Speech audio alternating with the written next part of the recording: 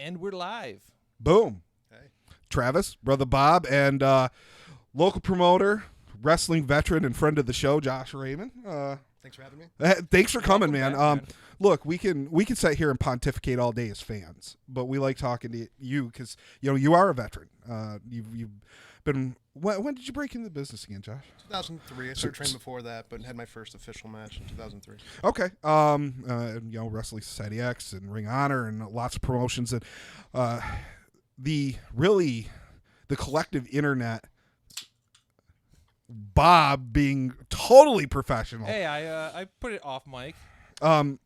The internet collectively and wrestling fans, a lot of strong feelings following Fyter Fest and the Sean Spears, Cody Rhodes chair shot. Yep. And I thought it'd be a great idea. Bob as well thought it'd be a great idea to touch base with somebody who's in the business, a veteran worker, who can come in and kind of talk from your perspective on it, because transparency, if you follow us on social media at all, I'm super anti chair shot to the head, like under almost every, if not all circumstances.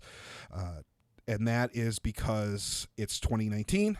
We know a lot more than we did, even 10 years ago, let alone 20 years ago. And that's just kind of where I fall as a fan, because I really value what you guys do in the ring as performers and workers and wrestlers and athletes. And I want you guys to make your money, be successful, and live long, happy, healthy lives. And it doesn't seem conducive with what we know now in terms of concussions and CTE and all the head trauma issues to be taking just chair shots to the head. And to specify here, we're talking like steel chair shots. We're not talking the New Japan chair shots where it's got a padded chair and the pad flies off it because it's a padded chair and it's worked that way.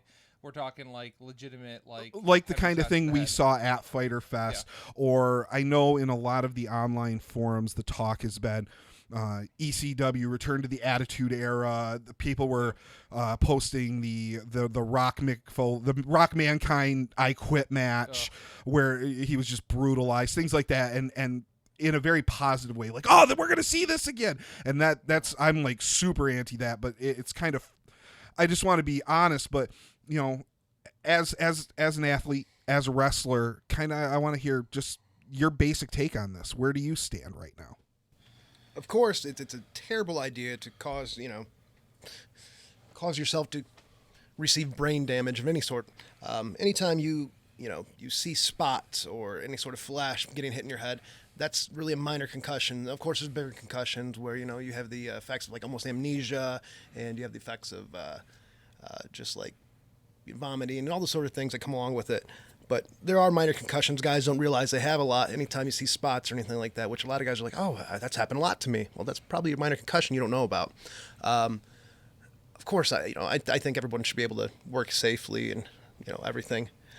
But I think this chair shot was supposed to be gimmicked. So that's what was kind of came out. I know the Bucks had commented in the post-fight scrum kind of about that. The chair was supposed to be gimmicked, and it didn't work right. And I've seen some pictures sent, some zoomed in still frames, and it looks like the gimmick idea was to shave down the support for the center of the chair, which was supposed to hit him in the head, and then the support was supposed to break, so it would have bent up.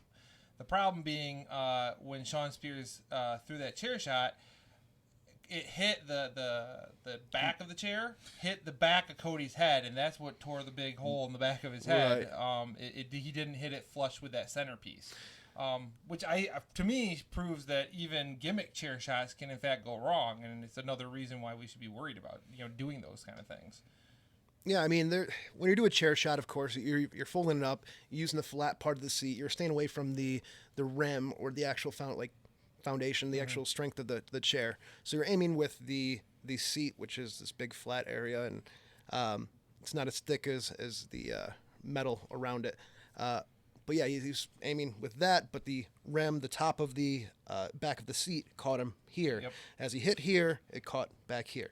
I mean, with these companies like WWE and AEW, you have enough money to invest in, real gimmick chairs. You could drop, a couple $100 on getting a really nice gimmick chair that would not cause any serious damage if you really wanted to do that, which I don't know what they did into gimmicking the chair, other than, like you said, I didn't even know that much about it. I just knew it was supposed to be gimmicked. Yeah. Tony Khan alluded to that as well. But when it comes to chair shots, and it comes to this in general, I mean, what are we doing about it right now? We're talking about it. It created a lot of interest. And I think that was kind of what the goal was, and originally was to get people talking about it, because you don't see that at all anymore. Yep. And regardless of whether it's positive or negative, it's going to put people into AEW who've never heard of it. And I don't think it was the greatest idea of a publicity stunt, but it worked. It feels a little bit, at least looking at it in hindsight, that it was going to be a really great publicity stunt and get eyes on the product. Yep. But it went poorly, and you're right when you talk about like concussions you see in those spots. That's probably a minor concussion 90% of the time. And Bob, I don't know about you. I've had some concussions in my day back. Playing sports in high school and things like that. And I remember how it was, and I remember the lingering effects. And I've had one. A lot of Americans, I think, this is one of those things a lot of us. We at least know somebody who's had a concussion, Yep. usually in our family, whether it be through high school sports or work. My last one was when I was working.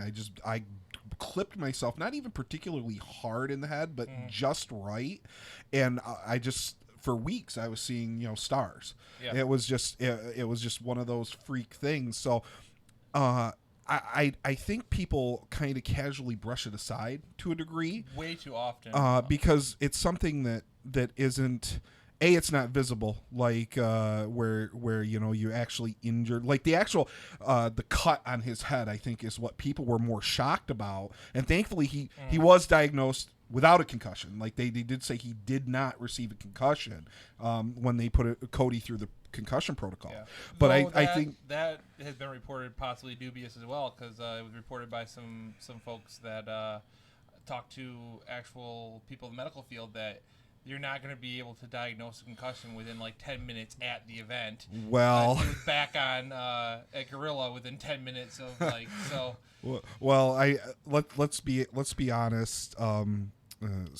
We don't know what their concussion protocol is, and some sports and some leagues and some, in this case, promotions, their concussion protocols are very stringent, and there are other sports and leagues and events and things like that where there's very much still that attitude of, all right, how many fingers are you holding up? You're good. Yeah. Walk it off, kid. So much so, last fall, my son took a knee shot to the head while playing basketball. One of the kids went for steal and kneed him in the head.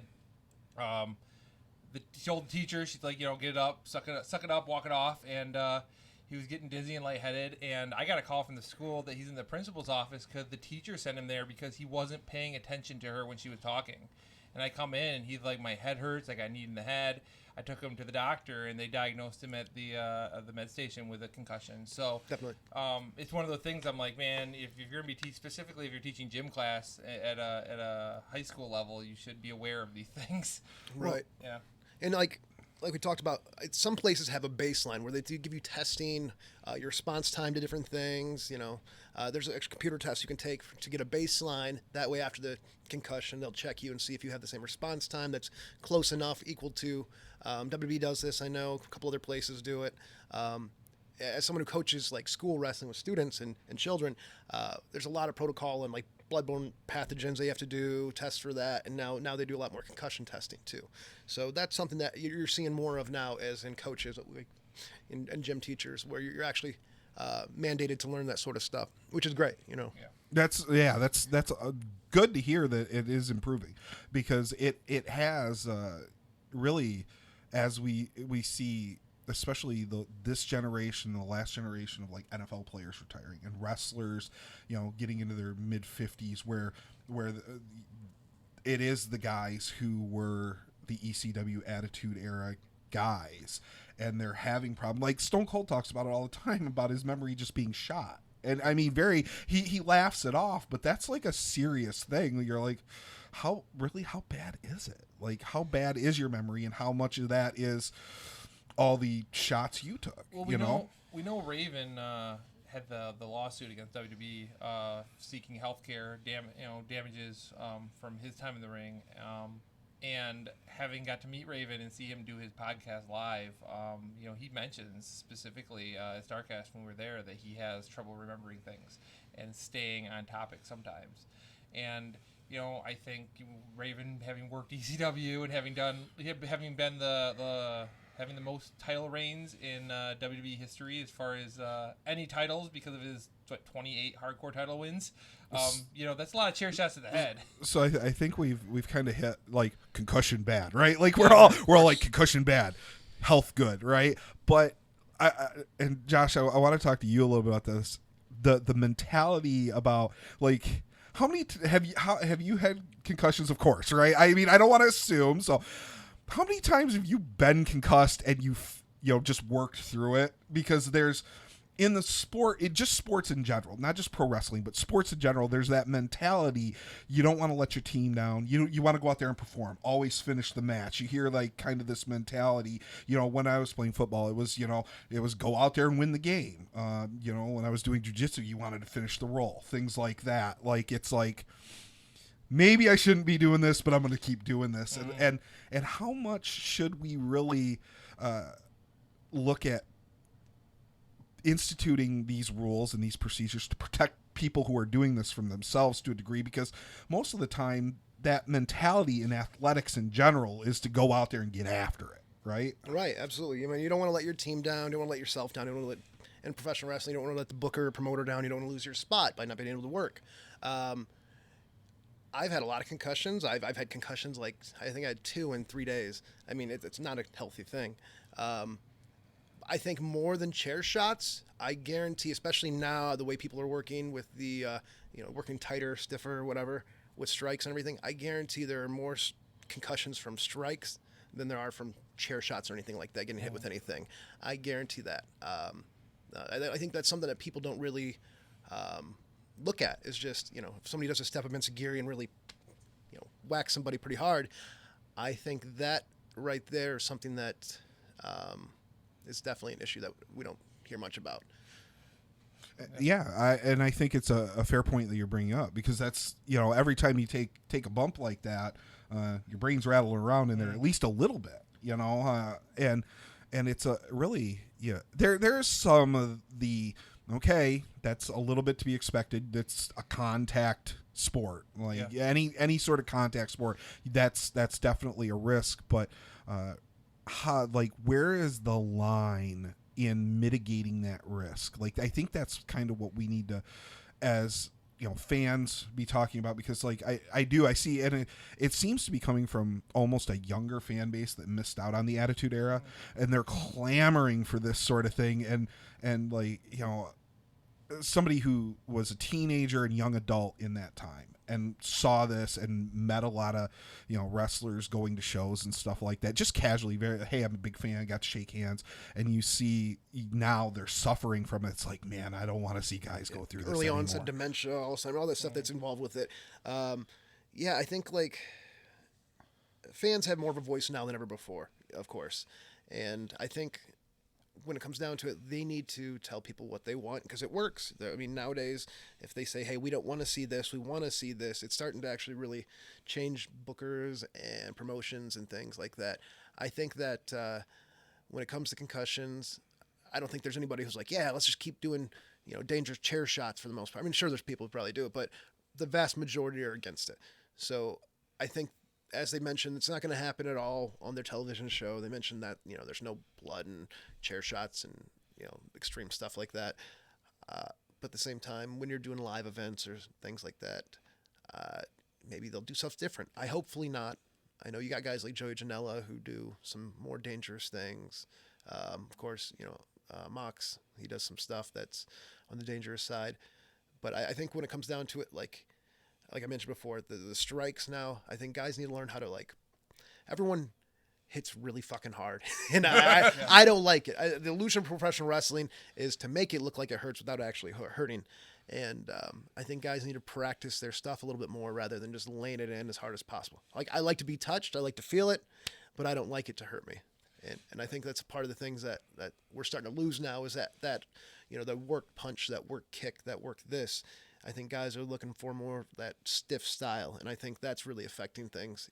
We may not have the chair shots that are giving concussions, but I think we're getting more from the strikes nowadays. And one thing I wonder, with the popularity of UFC and MMA sports, we've seen a lot more guys using like MMA style maneuvers in their matches, and watching a Superman punch, and watching Jericho's new back elbow, and watching the hidden blade from Ospreay. These are all like pretty fast moving striking moves, which if you actually connect with are gonna do some actual damage. And it's just a question of if we're gonna keep moving in that direction to try to blur that line between MMA and wrestling, are we gonna see more concussions due to that? It's very possible. I see it happening. I really do. That's a interesting thing, because I think because there was the chair, and because foreign objects and things like that, we think about that, and we did take gasp, and it did start this discussion everywhere. Like, this was for 72 hours. This was all that wrestling fans and even some wrestlers were talking about, and it will open up, I think, into some of the strikes that you guys are taking and some of the hard shots. I know you have more info, so I kind of want to let you go, Josh. Just go wherever you feel like you should go. When doing things, sometimes there's a gamble with it. If you're going to do something, there's a possibility of really hurting yourself or somebody. I'm a firm believer of, if you wouldn't give yourself an A in it, if you wouldn't do it 19 out of 20 times perfectly, you shouldn't do it. So like, you'll see guys who try to go do a shooting star press, who practice it one time and they land on their head and hurt themselves. It's the same thing with these strikes. I feel like these guys should really get their shit down before they really do it. You know what I mean? Like, I'm a firm believer of, practicing what you're going to do and then before you do it. But with the chair shot and everything, like you said, that 72 hours, it was just all over everywhere. I had people who aren't real wrestling fans who told me about it, like people casually on Facebook or whatever, who were like, "Hey, somebody got hit really hard with a chair and messed him up. What do you know about that?" I'm like, "Yeah, like with what you said, that's all I really know." I looked into it a little bit, and I watched Tony Khan's post show little interview thing, and I think he said something along the lines of, you can build the safest airplane in the world, but if there's pilot error, there's pilot error. And the problem is we need to get that pilot error down when it comes to things in general, whether it's strikes or foreign objects or anything. I think that's, not only is it on the wrestler themselves, but it's also on the promoter of like, hey, the last time you've done this, it wasn't very safe. So maybe not do it this time.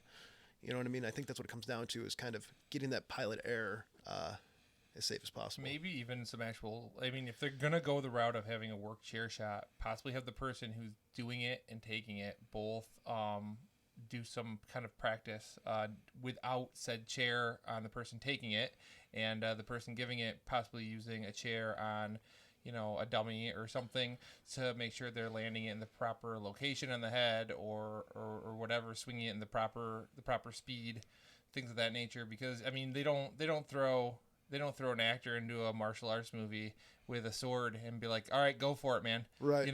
There's months of like practice with that sword to do it properly. So you would think that maybe putting a week or so time into just preparation for being able to carry out that maneuver would be beneficial for both the person giving and taking. Absolutely. And I still go down the line, like I said when I started, I'm like, I think it's really, it got people talking, but I think there were so many things they could have done, especially in this instance, that we haven't seen that could have been almost as effective as getting eyeballs. Maybe not as effective as this, because this turned into a real injury, right? Mm-hmm. But because what people think of as pro wrestling really is what we see from WWE, the casual fan especially, because that's what we've seen in America for forever, 20 years now. And just ask you, kind of want to bounce it off you, are there other things? The Dustin Cody match is a great example when they got that color right, and the fans and they were doing the fan shots. The fans were like couldn't believe it, and it was really powerful. In comparison, things that are a little more controlled than maybe a chair shot that you're only doing like color. How would you rate that? Because I felt like, man, that was just. But I mean, there's still risk there. You're cutting yourself, right? But at least it's most of the time more controlled. It's definitely more controlled. It's definitely more controlled. And yeah, you see some of the guys who really back in the heyday went to town, and they've got the marks, and but is that worse? Having some scars worse than having brain damage? That's kind of my thought. I'm like, can't we find like a happy medium where there's maybe not brain damage involved, but you're still getting that shock factor? Well, another good example, Flip Gordon at G1 Supercard in New York came out, and he had like 4 dudes had kendo sticks, and they were all pointing them at him, and he did the whole like, I can take it, and turns around and gives him his back, and these dudes just wailed on him, and he had welts all over his back. And that moment of watching 5 different guys just welt a dude's back with kendo shots was at least as emotional as that chair shot was. The only difference being that chair shot in fact went wrong, and we were legitimately concerned. I think it did just as well of a job of getting over the fact that, like, he took a beating, and you could see it on him afterwards. So I think that's another option. If you don't want to go the route of color, or you don't want to go the route of hitting someone in the head, the kendo stick has been used for years and seems to work out well. Ow. Yeah. I think the goal is, of course, get that emotional investment from the crowd and the fans and everything. With the chair shot, there's a nostalgia aspect to it. I really think that, in a way, this is almost a fortunate mistake just because of how it happened. It got more publicity than I think it would have if had he not, got hit for real. Take the back of the chair to the back of the head, their side of the head. So it's definitely a controversial thing, but the goal is, of course, getting that emotional investment from everyone. What do you think they could have done differently? What do you think would be a equally or better thing they could have done? Other than the chair, like you said, maybe the kendo sticks. Okay, what else? Ooh, see, that's where you have to, like, I don't know if I have one thing like right off the top of my head, but and again, it's really hard because it was a real injury, and because it was so nostalgic, and the pictures were so graphic. I think it shocked us. I don't know if anything. You're right. I don't think anything would have touched on it the way it did, but I just feel like, okay, you have all this talent backstage, like, put your heads together, and maybe, or again, like you said, if you're going to gimmick a chair, make sure, invest some money and make sure they have the money to do it. Invest some money to make sure that, I don't know if it's, and again, I don't know what it is in terms of materials or your props department or whatever but essentially make it a balsa. I don't know what else to call it, like a balsa wood chair, where it just, go hire. I guess that would be the thing. Go hire like a real movie quality prop special effects guy to build you a chair, because in the movies, that's the type of thing. If we saw in the movies, none of us would have flinched, right? Yeah. Like, it's because it's in the pro wrestling ring, and because it was real. Like, I mean, that was a real shot. Everyone knew it was a real chair, and you're not going to expect it to be a bullshit chair. Other examples of things you could do with the chair. They could have had Cody out of the ring and going up the ramp and turning around and kind of like gesturing to the crowd, and had Spears run out with said chair at full speed and crack him on the back. But you see that all the time. I don't know if it's, chairs are one of those things. I think it's got to be something like, I think it had its effect because chair shots to the head are so taboo. It's such a taboo, controversial thing, and that's why I think that it really took off. Just being so taboo and so you know.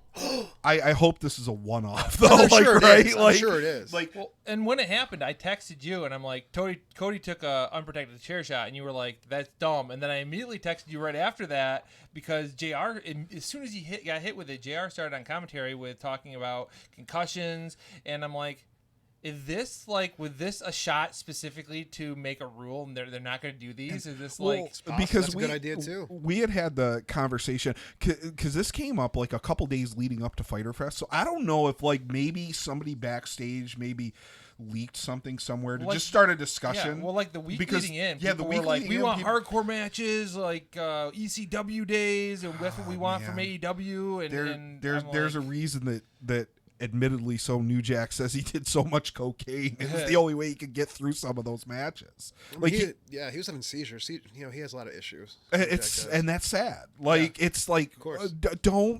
We don't need to go there. I think, and this is just me. I think, especially once they're up and running, just doing compelling, like, stories where people are actually trying to win matches is going to drive, because we haven't seen that. And so like in the WWE, it's just, you win some, you lose some, everybody's a star. It's just a formula. There's a 50-50 booking of formulaic matches of, shine, cut off, heat, comeback, false finishes. It's just that really formulaic thing. And I think like having that emotional change in the structure of the match and doing things that make it more, more appealing to your emotions is what they need to do. Not everybody can do that. A lot of guys, like, there's a term that we talk about, a lot of us, like, there's workers, guys who can improv and can do different things on the fly, and there's guys who are performers who just kind of stick to the script and do what they have in mind, regardless of the reaction of the crowd, what they're into or whatever. And I think that's kind of the problem, too, is you got these guys who do their moves, stick to the script, and don't change anything, regardless of how the crowd reacts and what they're into. So it's kind of, you're losing some of the past in that aspect too. Yeah, and I heard some people online saying, I thought AEW was supposed to be more sports based. Says, when does sports have guys cracking each other in the head with chairs? And I'm like, oh, well, there is that. I'm like, well, but I mean, it's still pro wrestling, and you'd have to create the element of drama and things like that. And again, it's like Josh said, it's that nostalgia, and it's so taboo, and it's, I mean, we're talking about it. We're sitting here talking about it. It's been debated, So there is one kind of other thing I want to just touch base on a little bit. I had a I'd call it a positive exchange with Josh Barnett on Twitter about him, and he was very much in the camp of, they're adults, they're men, they're in this sport, they know the risks probably better than you. And that I respect him, but I don't agree with him. I think sometimes, if that's true, if you really know the risks and you're willing to take the risk, okay, I don't agree with it, but God bless, you're going to do what you're going to do. Like you said, there are guys out there that do work a risky style, but do they really know the risks? Like, I want, like, informed. Are they really informed? Are they really 100%? They understand. Just because they've done it. Oh, I've done it a dozen times and nothing bad's happened, doesn't mean it isn't still grossly risky. And he kind of threw that out there. Well, the guys in the ring should, they know the risk and they know it better than you. I'm like, I don't know if that's always true. Being aware and knowing are two different things. I mean, you're aware it's going to cause damage, but knowing and actually having knowledge of the long-term effects of it, I think not everybody at this point really know. And as I mentioned to you before, there's also, I mean, it's not just those two guys, like not just the guy taking the chair shot and the guy giving the chair shot. This is a company owned by, a billionaire who also owns a professional football team. Do these guys going into this know the risk that if they screw this up, he's going to be getting heat possibly from the NFL about his ability to carries about that's on the business, just on the business side of things. It could look really bad because there is, it is becoming really evident if you play any sort of extended American rules football, you're probably going to want, even not even at a necessarily a high level. You've got guys that that have played, collegiately at lower divisions, youth through college, sure, and they're showing signs of CTE now because of, even like Well, you look at where we are athletically in terms of the product of sport, like D2 college athletes are, I mean, they're elite athletes in comparison to like 1960s NFL players, Yep.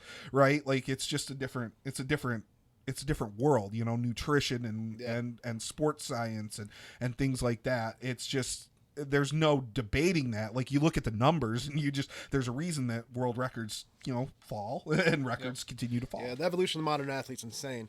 But as Barnett mentioned, you know, these are adults, you know, it's their decision kind of thing. I mean, you have to consider, like, Cody's the vice president or executive vice president to the company. He's the guy who's deciding what he's doing, and he's not asking anyone else to do it, which I think, you know, I think that says something too, is it was him saying, I'm going to take this. And they say Vince would never ask anyone to do something he would never do.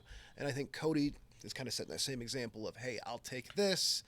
And I think it's such a weird thing. It's such a strange decision to make. But at the same time, it was a fortunate mistake. Like, I really think it was a fortunate mistake. I don't think anybody thinks that Sean Spears went out there to legit like injure anybody. Like, I don't think anybody. Can I just say though, like I do have to say, I know there was outrage, but why did the Bucks have to say the chair was gimmick? Why couldn't we turn this into an angle? Like that's the fan in me. I'm like, can we make some hay out of a bad, get some heat, man? Yeah, like can we make some hay out of a tragic thing here? Cuz like right there, like if you play it up and he goes out there, hell yeah, I wanted to hurt Cody. Screw that guy. I'm like, you got another heel. You just made another like star. I could say it wasn't the gimmick chair. He switched the chair. I think that'd be a better idea. Woo. Yeah. Oh yeah, you gave me the gimmick chair. That's underneath the ring. Thanks, but oh my god, sure. I didn't even think of that. That's great. That's what that's the route I would go. I think. So I just and. That's just me like being like something bad happened trying to make, you know, lemonade out of lemons, you know. Well, you know, that's the other issue with having 4 guys who are working on the roster who are all VPs of the company, because, you know, the Bucks kind of at that point had to be like, yeah, it was like a gimmick chair. We can't be like, it happened and the internet exploded. Yeah. Like people were like, whoa. Do you think they would have responded as much had he not gotten color, had it not, you know, hit his head and really caused an actual injury? Do you think it was just the chair shot the way it was without the color, without that? Do you think it would have been the same response? So the injury, like the way they got that camera on that injury, and did you see it live? Yeah. I mean that not live, but right after. Yeah, like that flap of skin pulled up. That was nasty, and I think that's what. Yeah, it was a lot of the attention. I think the injury made it where I think there would have been some blowback, like, dude, what you doing? What a bad idea. Yeah, it would have been like, I think it would have been like, there would have been fans like, yeah, it's awesome. Like, we've seen those fans, right? And then there would have been like, the majority of fans are like, that's a dumb idea.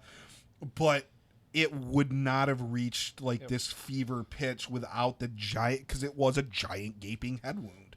I mean, at G1 Supercard, they had,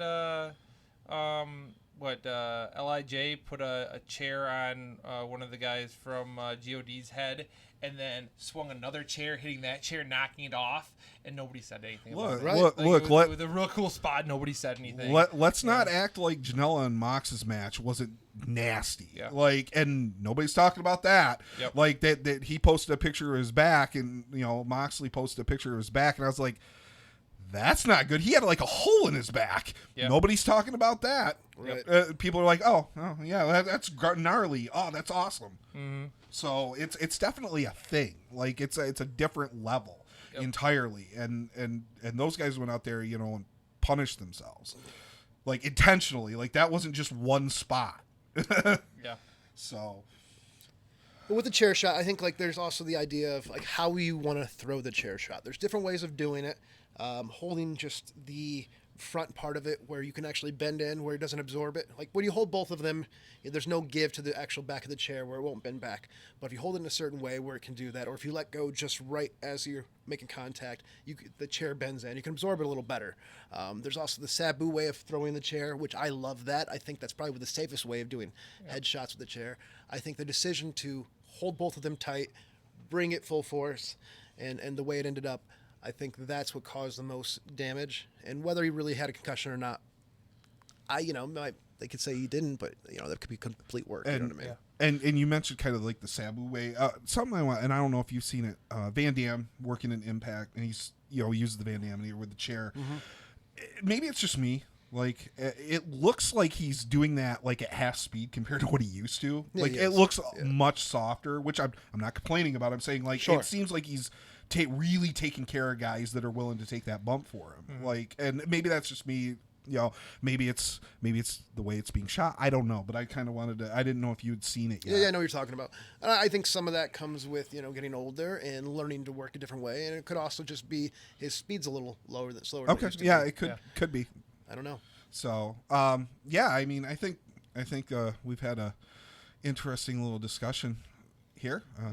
Josh, you got any other thoughts just in general besides, Like I said, I think it's a fortunate mistake. Of course, I don't want them to do it again. People want to stand out. They want to get noticed. They want to, make something of themselves. And people take risks, and that risk sometimes don't reap the rewards. And in a few occasions, you have a fortunate accident like this that went beyond, I think, what they were originally hoping for. They definitely did it to get a response, to shock people, to create this buzz. And I think the buzz was a lot more than they expected, but it's also because of the fortunate accident that happened there.